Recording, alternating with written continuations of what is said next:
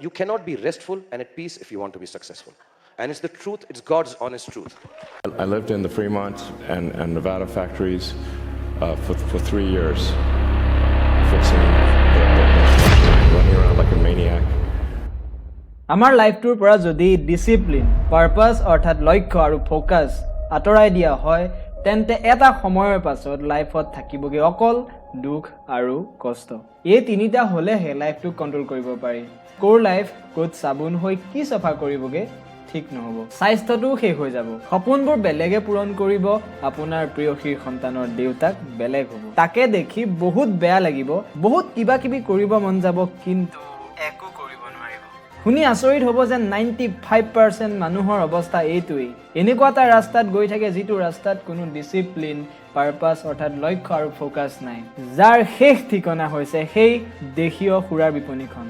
কিন্তু আজিৰ ভিডিঅ'ত এনেকুৱা এটা ৰাস্তাৰ কথা ক'ম যিটো এই 95% মানুহতকৈ বহু আগলৈ লৈ যাব, যিটো ৰাস্তাত গ'লে আপুনি কেৱল আপোনাৰ লক্ষ্য, ডিসিপ্লিন আৰু ফোকাসৰ বাদে সব আঁতৰ হৈ যাব। আৰু সেই ৰাস্তাটো হ'ল ব্ৰহ্মব্ৰত অৰ্থাৎ মংক মোড। যি ব্যক্তিয়ে এই ব্ৰত পালন কৰিব তেওঁই বিশ্ববিখ্যাত এজন শক্তিশালী ব্যক্তি হ'ব, কিন্তু 99% মানুহে এই ব্ৰত পালন কৰিব নোৱাৰে। ব্ৰহ্মব্ৰত হৈছে আমাৰ খেলিমেলি হৈ থকা মনটোক এটা স্থিৰ লক্ষ্য দিয়া ব্ৰহ্মব্ৰত, য'ত আপুনি নিজে এটা সময় বান্ধি লৈ, যেনে 21 দিন, 72 দিন বা 100 দিন কিছুমান নিয়ম পালন কৰে। 1 মিনিট যদি আপুনি ভাবিছে যে খোৱাৰ পৰা উঠি 2 গিলাচ পানী খাব লাগিব, ঘণ্টাত শুব লাগিব, ইমান ঘণ্টা শুব লাগিব, তেনেকুৱা একো নহয়, তাৰ সম্পূৰ্ণ বিপৰীত এই ব্ৰতটো। চাওক, নিয়মবিলাক অলপ কঠিন। নিয়মবোৰ জনাৰ আগত মোষ্ট ইম্পৰ্টেণ্ট কথাখিনি জানি লওক।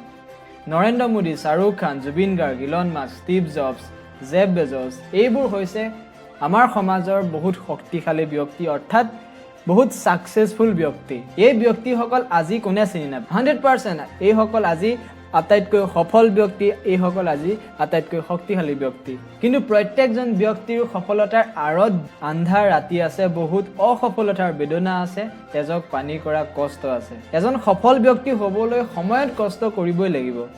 এই পৃথিৱীত কষ্ট নকৰা মানুহৰ সেই 50 টকীয়া বৃদ্ধৰ বাদে কোনো নাই, আৰু সেই 50 টকীয়া বৃদ্ধি তেওঁক এই জন্মৰ শেষ পুৰস্কাৰ দিয়ে। বেয়া অভ্যাস চবৰে থাকে, কিন্তু তাক টাইম থাকোঁতে এৰিব লাগিব। মনত ৰাখিব, চেনি বেছিকৈ খোৱা বেয়া। জীৱনত সফল হ'বলৈ হ'লে আৰু চেনিৰ দৰে পদাৰ্থৰ পৰা আঁতৰি থাকিবলৈ হ'লে, চেনিৰ দৰে পদাৰ্থৰ পৰা বাচি থাকিবলৈ হ'লে ব্ৰহ্মব্ৰত অৰ্থাৎ মংক মোডৰ অতি প্ৰয়োজনীয়। ব্ৰহ্মব্ৰতৰ নিয়মখিনি এনেধৰণৰ: নিজক লৈ অনেষ্ট হৈ যাওক, লাজ নকৰি আপোনাৰ বৰ্তমান চিটুৱেশ্যন আৰু আপোনাৰ ড্ৰিমৰ মাজৰ যোনটো পাৰ্থক্য, যোনটো ডিফাৰেঞ্চ, সেইটো লিখি ৰাখক। আৰু লিখক যে যদি আপুনি এনেকৈ দিন পাৰ কৰি গৈ থাকে তেন্তে আপোনাৰ ড্ৰিম লাইফ পাবনে? অনেষ্ট লিখিব, পাব নে নাপায়। এতিয়া এটা সময়সীমা বান্ধি লওক, যেনে 21 দিন, 72 দিন বা এমাহ, 6 মাহ। সেই দিনকেইটাত আপোনাৰ ইমোশ্যনক খতম কৰি দিয়ক। সেই দিনকেইটাত আপোনাৰ দুখ অনুভৱ নহয়, সুখ অনুভৱ নহয়, কষ্ট মানে কি বুজি নাপায়, হাঁহি কি চিনি নাপায়, হাঁহি পাহৰি যাওক। খোৱা, পিন্ধন, ঘূৰণ এইবোৰত বেছি ধ্যান নিদিব। আপুনি মাত্ৰ চিনি পায় আপোনাৰ লক্ষ্য, আপোনাৰ ড্ৰিম, যিটো এদিন বেলেগে কাঢ়ি ল'বলৈ গৈ আছে।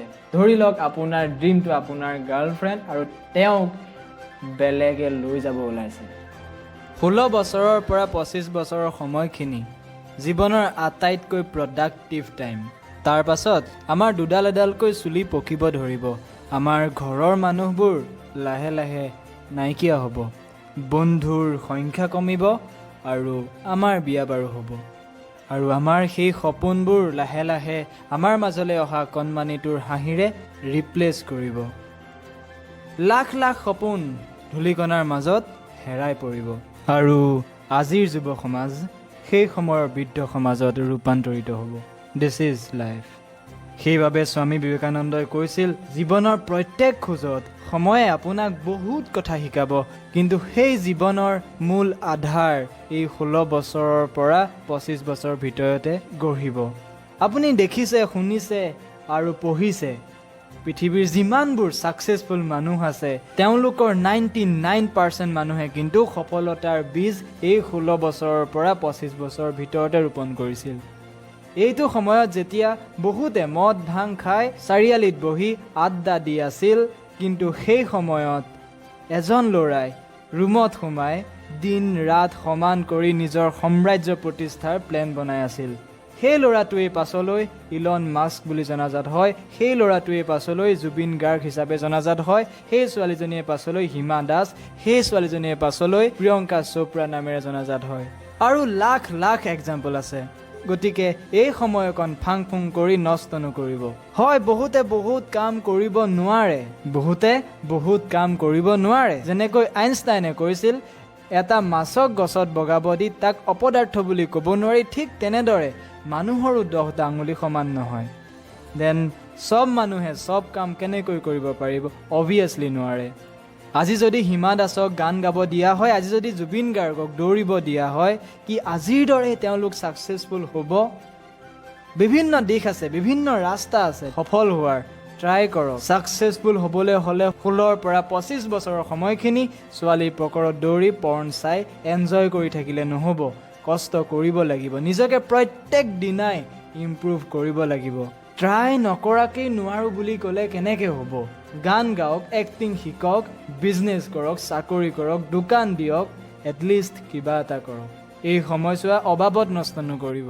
ছাকচেছ পাব পাৰে বা ফেইল হ'ব পাৰে। ফেইল হ'লে বহুত লেচন এনেকুৱা শিকি যাব যিবিলাকে আপোনাৰ লাইফটো গঢ়াত বহুত বেছি সহায় কৰিব। পৃথিৱীৰ যিমানবোৰ কাম আছে সেই কামবোৰৰ কোনো সৰু বৰ নাই। প্ৰত্যেকটো কামেই আপোনাক ধন সম্পত্তি, আপোনাৰ নাম কৰিব পাৰে। যদি আপুনি এই সময়ছোৱা নষ্ট কৰি থাকে, তেতিয়া নিজৰ ভৱিষ্যতটো গঢ়ি, যদি আপুনি এই সময়ত নিজৰ ভৱিষ্যতটো গঢ়ি নলয়, তেন্তে আপুনি আহিবলগীয়া ভৱিষ্যতৰ প্ৰজন্মক কি পৰিচয় দিব?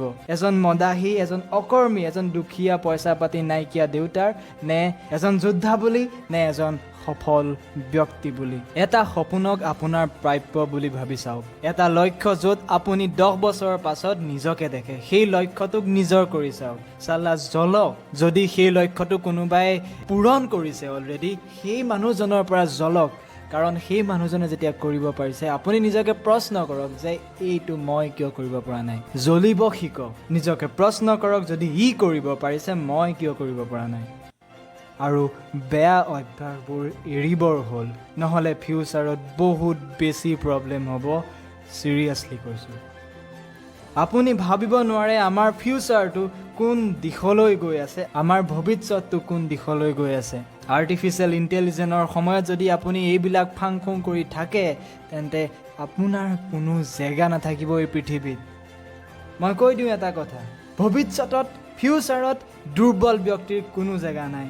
এজন যোদ্ধা হওক, যোদ্ধা হ'লেহে আপুনি এই ভৱিষ্যতত জীয়াই থাকিব পাৰিব, ভৱিষ্যতত আগবাঢ়িব পাৰিব।